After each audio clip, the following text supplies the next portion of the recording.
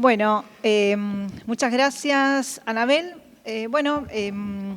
Bienvenidos todos y todas. Les agradezco mucho que estén hoy acá acompañándonos en este evento que, bueno, para nosotros, esto lo suelo repetir, quienes me han visto en otras presentaciones ya lo saben, pero no por repetido es menos cierto. Son circunstancias que nos ponen muy contentos porque significan celebrar la aparición de un nuevo libro que, bueno, es nuestra actividad, es nuestra ocupación principal, pero casi se diría que en algunos tiempos tiene el carácter de hazaña. Y este libro en particular tiene el carácter de hazaña. Ahora después vamos a hablar un poquito más de eso. Bueno, agradezco especialmente a Anabel, a Andrea, por prestarnos su casa, este espacio tan lindo. Y bueno, como ella dice, si bien el aire está frío, se siente acogedor, se siente que da la bienvenida. Así que, bueno, muchas gracias a Andrea y a Anabel. Bueno, y como les decía, estamos celebrando la incorporación de una novedad en el catálogo, pero que a la vez representa y expresa el fortalecimiento de una colección bastante especial, porque es una colección que es antigua, tiene cierto tiempo, pero está siendo relanzada en la editorial, que es la Biblioteca de Asia y África. Es una colección, como les decía, de los primeros años de la editorial, que representó una mirada precursora, porque tomaba como objeto de estudio algo que, de lo que en ese momento recién se empezaba a hablar, que recién se empezaba a definir como objeto, que es el tercer mundo. Entonces, bueno, haciendo foco en los continentes de Asia y África, pero, digamos, trabajando sobre un objeto relativamente nuevo como objeto pensado desde las disciplinas científicas. Bueno, en 4 años, en aquel entonces, la colección llegó a incluir más de 20 títulos con obras de análisis sobre problemáticas diversas y en 1966 se discontinuó. O sea que en el 66 salió el último título y el año pasado volvió al ruedo la colección con bueno, el primer título de esta nueva etapa, que es Predadores. Bueno, si bien ahora el tercer mundo como concepto no es algo nuevo, la colección sigue ofreciendo perspectivas innovadoras, seguramente desde muchos aspectos, pero en particular para la editorial es innovador lo que ofrece en materia de desafíos editoriales y de contenidos. El primer título, como les decía, Predadores, es una novela. Y es bastante atípico que el catálogo de UDB incluya novelas, sobre todo de autores contemporáneos y autores no conocidos. Hay una colección que se dedica a la literatura, pero no es esta. Y, digamos, Pepe Tela, que es el autor, no es un novelista famoso. Entonces, bueno, ya ahí hay una novedad, digamos, en el hecho de haberla incluido. Pero bueno, tiene, digamos, varios aspectos, representa varios aspectos por los cuales está perfectamente justificado y es realmente una gran incorporación al catálogo. Los invito a ver la presentación en nuestro canal de YouTube, donde van a poder conocer ese material si les interesa, digamos, la temática de Asia y África. Bueno, y el segundo título es el que presentamos hoy, que en muchas maneras significa una gran innovación en el catálogo.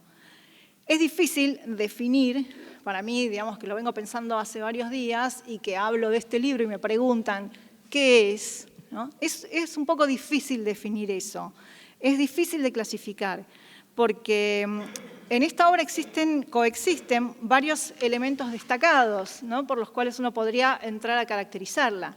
Por ejemplo, ¿cuál es la disciplina que aborda? Bueno, en una primera mirada podríamos decir que es la historia. Bueno, eso no sería una innovación en nuestro catálogo. O sea, incorporar un libro de historia en el catálogo de UDEVA no tiene nada de innovador, porque nuestro catálogo de obras de historia es bastante amplio y bastante extenso. Pero esta es la historia de una persona, de un individuo, ¿no? Es una microhistoria, si se me permite, no sé si es adecuado desde el punto de vista de la disciplina, pero es una microhistoria. Es una mujer sola. O sea, fíjense si hay algún sujeto más mínimo que ese, ¿no? Una mujer sola, en condiciones de esclavitud que se enfrenta precisamente a los hombres importantes. Pero esa historia micro permite, o sea, a partir de ella se puede analizar, hipotetizar, imaginar e incluso entender la gran historia, ¿no? La historia con mayúscula, que es la que estudiamos, ¿no? Bueno, esto lo digo así muy ampliamente, supongo que vos después profundizarás. ¿Cuál es el público de este libro? ¿Investigadores, estudiantes, docentes? Bueno, por supuesto todos ellos, pero también este libro le habla a cualquier persona que sea curiosa, que tenga interés, intereses varios, porque no solo interés en la historia, por lo que definimos, por el perfil de esa historia que se cuenta. Porque además la propuesta del libro es enormemente atractiva.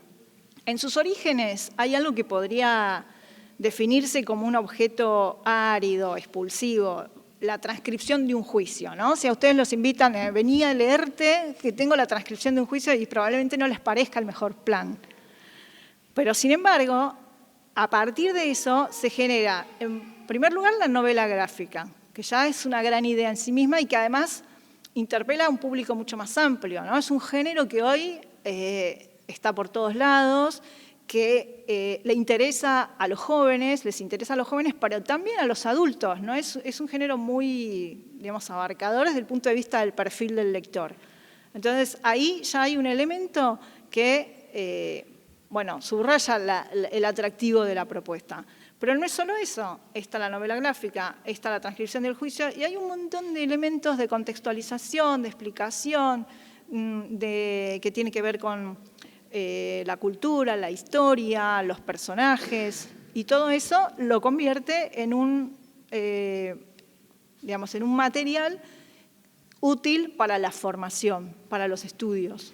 Es decir que, digamos, puede ser celebrado y bien recibido por un público muy heterogéneo y muy amplio. Bueno, y no quiero dejar de mencionar lo que les dije más al principio, el enorme desafío que significó para nosotros como editorial trabajar en este libro, en este proyecto. Bueno, si ustedes conocen más o menos el catálogo de Eudeva, la mayoría de los textos son textos planos, textos corridos, alguna que otra imagen, mapa, pero un grado de dificultad desde el punto de vista gráfico de moderado a leve, a inexistente, porque a veces son puro texto. Bueno, imagínense lo que nos habrá llevado de trabajo nuevo, de trabajo infrecuente, publicar esta obra. Partiendo del hecho de que es una traducción también, lo cual aporta un plus de complejidad, ¿no? Así que, bueno, este proceso de llevar a cabo el libro puede haber sido tan peligroso para nosotros como el proceso de Avina, ¿no? Bueno, ahí estoy exagerando, pero, digamos, se puede hacer una comparación. Y entiendo que ese proceso llegó a muy buen término, porque vemos que quedó un objeto realmente precioso. La edición original es de Oxford, o sea que yo creo que no tenemos nada que envidiar a nuestros colegas del primer mundo con el producto que logramos. Un muy buen resultado, muy a la altura de nuestro catálogo. Y en este punto, como representante de la editorial, es donde quiero detenerme a especialmente agradecer la participación de las mujeres importantes que hicieron posible este proyecto. Primero a la traductora, a Natalia Bassi, que tuvo que enfrentar el particular desafío de equilibrar un montón de registros, ¿no? Porque tenés una novela gráfica, pero tenés textos de corte más teórico, más ensayístico, tenés la línea de tiempo y un montón de elementos diferentes. A la editora, digamos, a la editora que trabajó en la editorial con este material, Angie Linari, que vigiló el proceso, que tuvo que coordinar varios participantes, ¿no? Porque ella, más la traductora, más la correctora, más directora de colección, más, digamos, un montón de personas, y que tuvo que trabajar, digamos, la adaptación, digamos, de este texto del inglés al español llevaba también digamos, un trabajo de tipo quirúrgico para que los textos se entren en el espacio previsto. Y en ese punto también la diseñadora del interior, Carolina Kenningstein, que manejó la otra parte de la cirugía, ¿no? La de hacer entrar los textos en las estructuras previstas, trabajar con la parte gráfica de la novela. A la diseñadora de la tapa, a Cecilia Aranda, que nos acompaña hoy, que manejó con mucha habilidad un desafío importante de mantener la identidad de la colección, que es una colección que, como les dije, recién se relanza. Entonces, bueno, hay un solo antecedente al que de algún modo se tiene que aparecer. Pero además que cuenta con elementos de uso casi obligatorio, como son las viñetas de la historieta, digamos, si esto es la tapa de una novela gráfica, se tiene que notar que es la tapa de una novela gráfica. Entonces hay que adecuar lo que se planteó para la primera obra, digamos, para la primera publicación, con la segunda. Y me parece que el resultado quedó muy lindo, ¿no?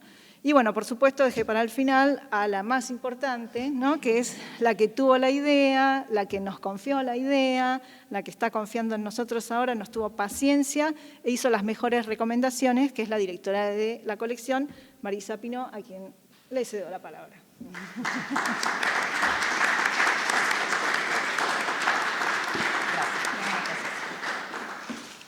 Bueno, buenas tardes a todas y a todos. Como dijo Ximena, presentar un libro y en estas condiciones en las que estamos viviendo es todavía es una hazaña, realmente. Pero además, también en estos días que estamos transcurriendo, donde hay paro activo universitario, donde hay mucho movimiento en ese sentido, no hace falta que me extienda.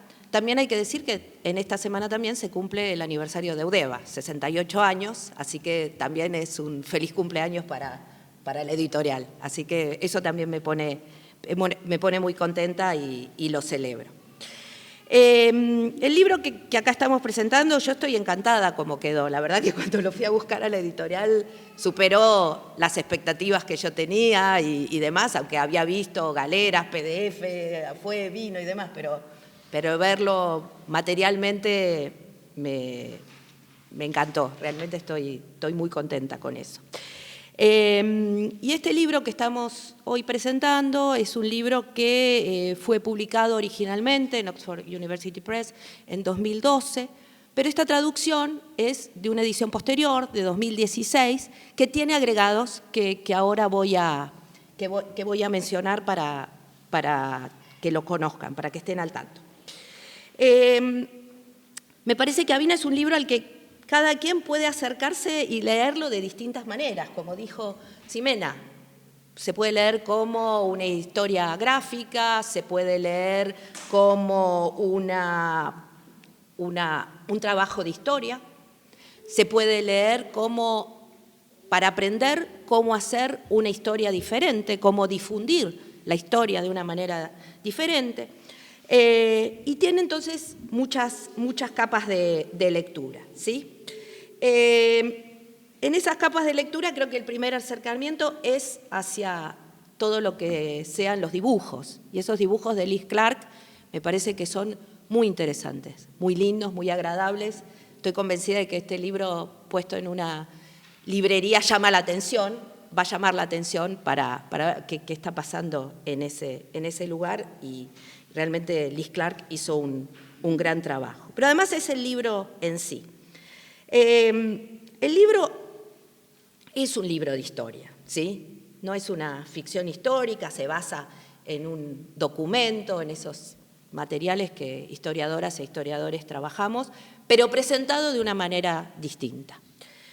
Y déjenme anunciarles más o menos cuáles son las cosas que van a encontrar en este libro cuando ustedes lo lean. En primer lugar, la historia gráfica, ¿sí?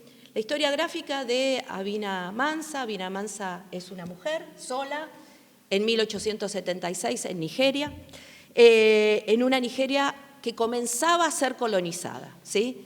En general, ubicamos la colonización de África a partir de 1885, esto es unos años previos, cuando ya los británicos se habían instalado en parte de ese territorio.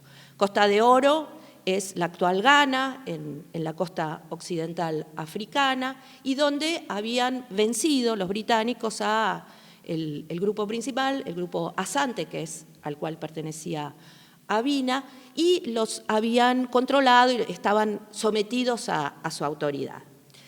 En ese punto, entonces, en nos preguntamos, bueno, ¿quién es Avina? ¿Sí? Avina es una mujer que viene desde el norte, que llega llega desde el norte a enfrentarse a un tribunal de hombres importantes. Esos hombres importantes son hombres importantes porque tienen poder y porque son blancos también, y porque son extranjeros, ¿sí? Y al cual Avina se presenta. Ustedes van a ver el dibujo que hizo Liz Clark de ese documento, que no escribió ella, porque obviamente Avina era una persona iletrada y que no conocía tampoco el inglés, ayudada por otro personaje del que voy a hablar ahora, y que se presenta para discutir que ella no es esclava, ¿sí? Que un señor que se llamaba Kwamina Edu la quiere como esclava, pero es que ella no es esclava. Y una de las cosas que a mí me parece interesante, además en esa forma de presentación que ella tiene, es que no firma, porque no tiene firma. Hay una cruz en donde dice su nombre, porque justamente no tiene esto, y eso se considera suficiente para esta presentación. Hay una persona que colabora con ella, que es Davis, que es probablemente un mestizo, alguien que sí habla inglés, que funge de intérprete entre ella y el tribunal, que la acompaña, que la ayuda, y es un personaje interesante también para pensarlo. Trevor Getz, que es quien hizo el libro, dice, es una suerte de un personaje de clase media. Y me paro en esto porque en todas estas cosas que estoy mencionando, estoy segura que muchas y muchos de ustedes empiezan a tener otra representación, como en 1876 en Nigeria, en África Occidental, una mujer sola, africana, el tribunal, aparece alguien que es mediador y demás, y me parece que eso es una de las cosas que tiene este libro, que sirve y que es muy importante para romper estereotipos, ¿sí? Una de las cosas que quienes estamos interesadas e interesados en las cuestiones africanas, en cuestiones asiáticas, queremos hacer permanentemente, porque los estereotipos y las imágenes confusas y equivocadas que la mayoría de la población tiene y la imaginación social, podría decir, que compartimos, es imposible o es muy difícil de imaginar, vienen enseguida estereotipos. Entonces, aquí nos encontramos con una mujer sola que además habla, ¿sí? Que además reclama, y que es interesante también, reclama ante la reina de Inglaterra, porque el caso es ante la reina de Inglaterra, entonces tiene todavía más interés. ¿Y qué es lo que ella reclama? Que hay una discusión, que hay este señor del que Trevor Getz nos dice que sabemos muy poco, más que lo que aparece, la reclama como esclava. Y ella dice que no, y entonces va ante los tribunales. Y hay un punto entonces aquí que tiene que ver, y Trevor Getz en el libro lo dice mucho, y me parece que es muy interesante, y se remite a otras obras que han trabajado sobre el tema, que es el tema del hablar y de los silencios. Esta es entonces un libro donde vamos a encontrar una persona que habla y que había estado, a la que no se le dio la palabra durante mucho tiempo, a ella y a muchas y muchos otros. Entonces, rescatar a esta mujer sola en este libro me parece que es muy importante. En segundo lugar, vamos a encontrar la transcripción de la fuente. Y eso creo que es para historiadores somos así fanáticos con el fetichismo del documento escrito. La transcripción está, y entonces también sirve para trabajarlo. Nosotras lo trabajamos mucho antes esa transcripción, la trabajamos con las estudiantes y los estudiantes de grado durante mucho tiempo, antes de tener el libro. Ahora tenemos el libro, así que vamos a poder hacer muchas más cosas. Y esa transcripción de ese documento que encontró Trevor Getz trabajando en los archivos de Ghana. El tercer punto, y que a mí me parece que también es muy importante para este libro, es que hace una reconstrucción de la historia de Costa de Oro en ese momento, ¿sí? ¿Cómo era ese lugar en el que vivía Avina y en el que vivió sus días Avina? ¿Cómo era? Lo que podemos saber es que, como dije antes, era un lugar que una parte había sido ya ocupada por los británicos y que habían vencido a los africanos y a las africanas que vivían en ese territorio, que comenzaba entonces este proceso de colonización, y este proceso de colonización entonces se ve justamente con la imposición de un sistema legal extranjero, foráneo, ¿sí?, que trae otras condiciones y que dice además que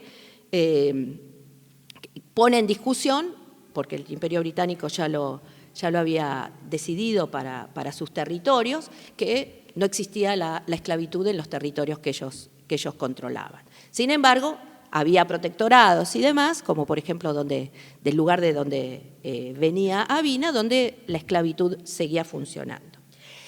Pero me parece que quizás lo más interesante que hay en esta parte, que es la de la reconstrucción, es algo que historiadores estamos preguntándonos mucho, sobre todo en los últimos tiempos, que es esto de, bueno, ¿qué es ser esclavo? ¿Qué es este concepto de esclavitud entendido y transcripto y llevado de un lado a otro en las distintas sociedades?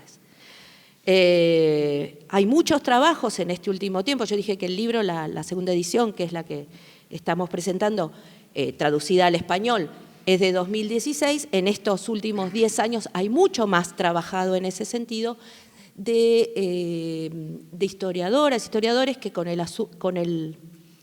la ayuda de la antropología, con los recursos de la lingüística también, de la tradición oral, tratamos de pensar, bueno, pero ¿qué era esta situación de dominación, de control que había en el interior de las sociedades africanas? ¿Cómo se establecía? Y aquí en el libro lo van a encontrar porque se habla de las cuentas, de las cosas de los bienes que se regalan o que se entregan, qué tipo de significado tiene, cómo se lee para esa misma sociedad.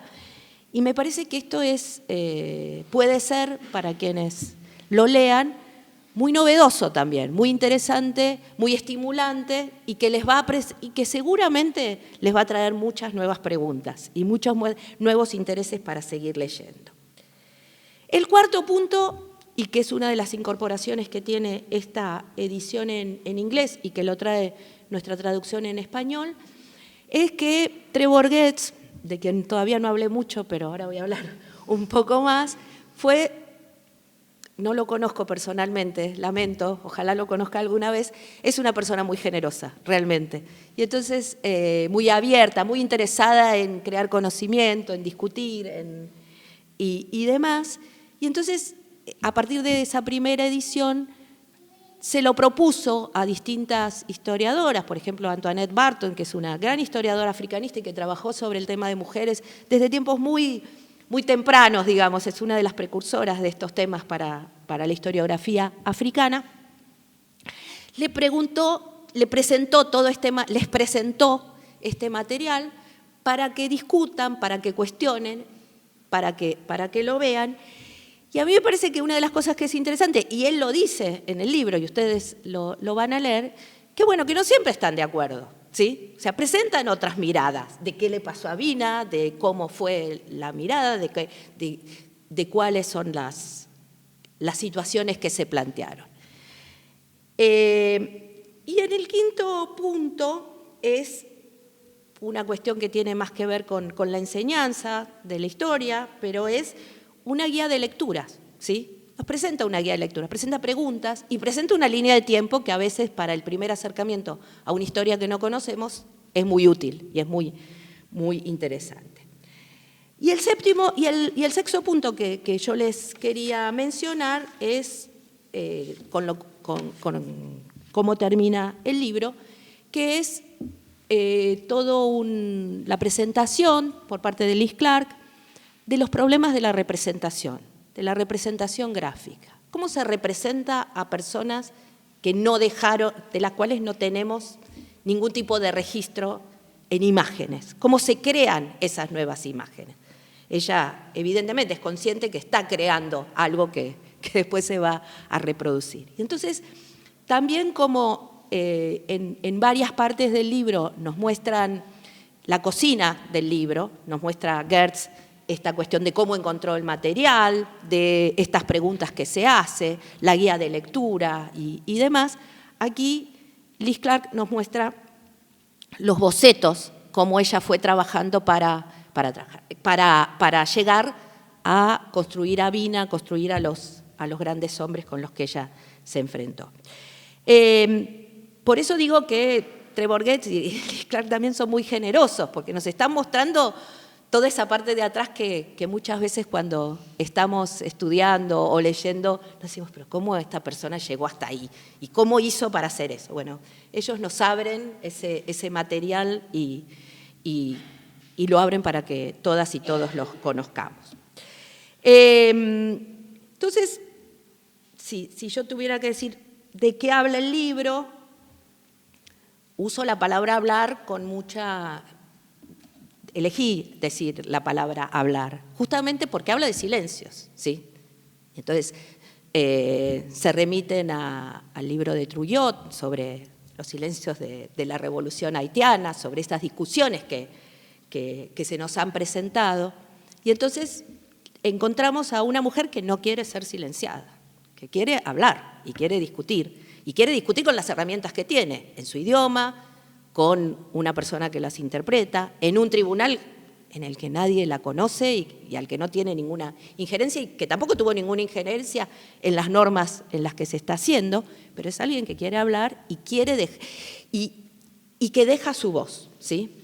Deja una voz que es mediada, obviamente, porque la voz que nos llega es la voz que transcribió un escribiente, ¿sí? Que también está la foto de ese escribiente, esa letra muy armadita, muy bonita, pero que está mediada. No sabemos si es exactamente la voz de Avina. No podemos decir que es un grabador y que está grabado, pero es la voz que nos llega de ella en su reclamo y que reclama entonces esta situación de hacerlo. Entonces, hay una cuestión de estos silencios que aparecen, de estos no silencios, podríamos decir, de estas voces, y esas voces, podemos decir que en el carácter de Avina, en ese personaje que es Avina, en esa persona que fue Avina Mansa, podemos ver a muchas otras personas, a esas que Eric Wolf llamó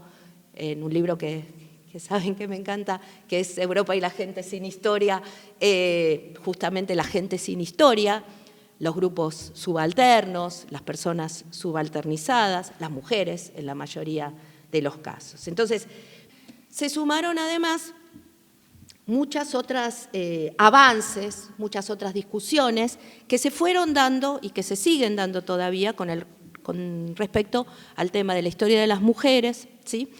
Con respecto a otro tema también muy importante que aparece en el libro, que es esto que historiadores e historiadores llamamos la agencia africana, ¿sí? O sea, esa iniciativa africana, esa participación, cómo actuaron, cómo fue esa historia y demás. Y entonces nos da muchas pautas, muchas pistas para poder entenderlo. En segundo lugar, a mí me parece que es un libro muy interesante de eso que ahora que llamamos la historia pública, ¿sí? O sea, ¿de qué manera llevar la historia de maneras diferentes a un público general? Ximena hablaba de que está dirigido a estudiantes, a un público interesado, o sea, es un público muy amplio, ¿sí? Y muchas veces los libros de historia, los artículos que escribimos en revistas especializadas con referatos y que nos da mucho trabajo y que nos rompen la cabeza, quedan reducidos a un grupo pequeño, ¿sí? A un grupo de especialistas que nos leemos y que nos discutimos y que peleamos también. Pero también muchas veces queremos, y en el último tiempo esto está muy en boga, afortunadamente, llevar esos avances, esas investigaciones, esos trabajos de historia a un público más general, movilizarlos, ¿sí? Los museos, por ejemplo, ¿no? Quienes trabajamos en los museos queremos mostrar de otra manera, que no es algo que está cerrado y demás, sino que podemos hacerlo de esta manera y podemos acercar la historia de otra manera. Los podcasts en los últimos tiempos, por ejemplo. Y entonces aquí una historia gráfica tiene esa ventaja. ¿Por qué? Porque es una historia atractiva, es interesante, es un desafío enorme, fue un desafío enorme para ellos transcribir, llevar un documento a una historia gráfica, la verdad es muy desafiante y fue fantástico que lo llevaran adelante.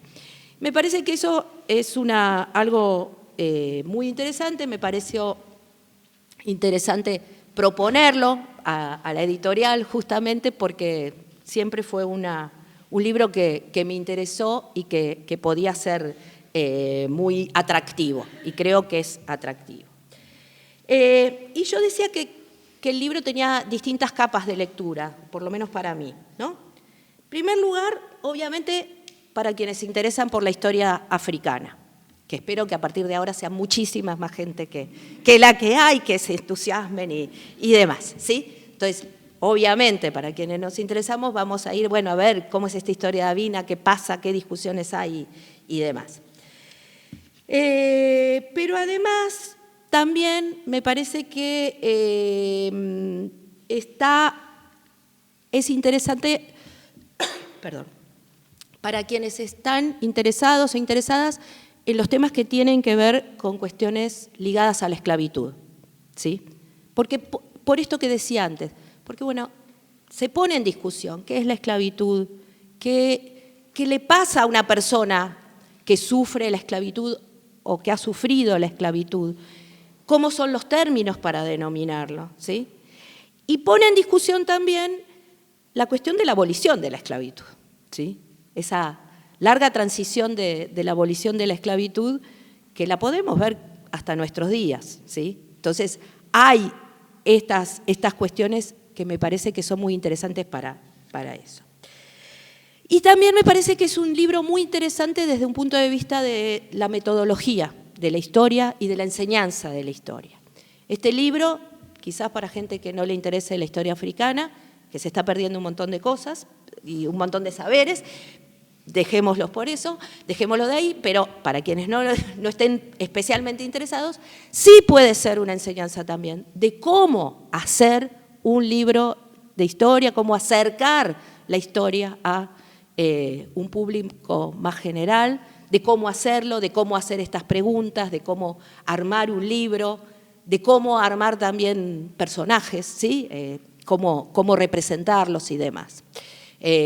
Lo recomendaría mucho justamente para también, por supuesto, para los cursos de historia de África, los de historia de esclavitud, de historia contemporánea, pero también para los cursos de metodología de la historia, para los cursos de enseñanza de la historia, quienes están preocupados, interesados en la enseñanza de la historia.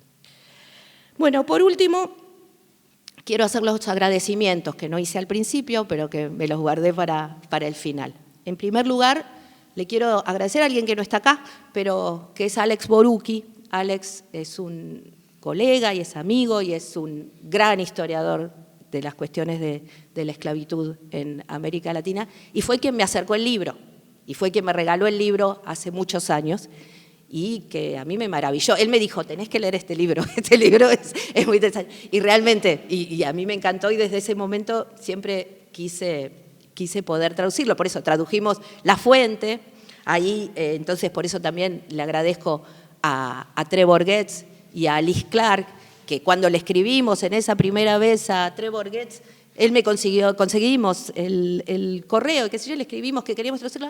Sí, traduzcan La Fuente, ¿no? Todo le parecía maravilloso. Y que ahora cuando lo ubicamos y demás y le escribimos que el libro se quería traducir, él fue también muy abierto, muy generoso para hacerlo. Así que tampoco conozco, sí conozco a Alex, por supuesto, pero no conozco a al escritor del libro y le agradezco y espero que se entere, ya se lo haremos saber.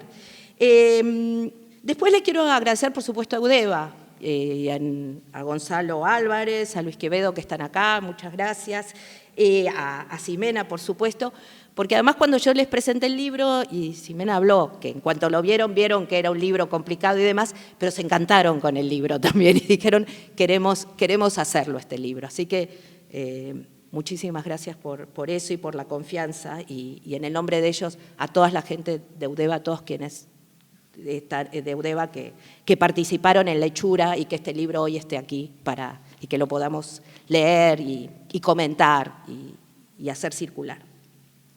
Y por último, al Museo Etnográfico, que en cuanto le dije a Andrea Pegoraro, que la directora, que queríamos hacer la presentación acá, dijo, sí, enseguida, y así que en el nombre de ella y a Anabel, que está hoy en su representación, agradecerle que nos abrieron, enseguida fueron muy abiertos para decir, sí, hagamos la presentación en el museo y demás, así que me parece que presentar el libro de Avina en el Museo Etnográfico, que justamente habla de la gente sin historia, se ocupa de estas cosas, de estos temas que a veces son acallados y silenciados, que además buscan también poner a un público general, a un público educativo y al público todo en contacto con temas que son acallados, era el lugar ideal para hacer la presentación. Así que, bueno, muchas gracias a todos y a todas las que vinieron hoy y que disfruten el libro entonces. Gracias.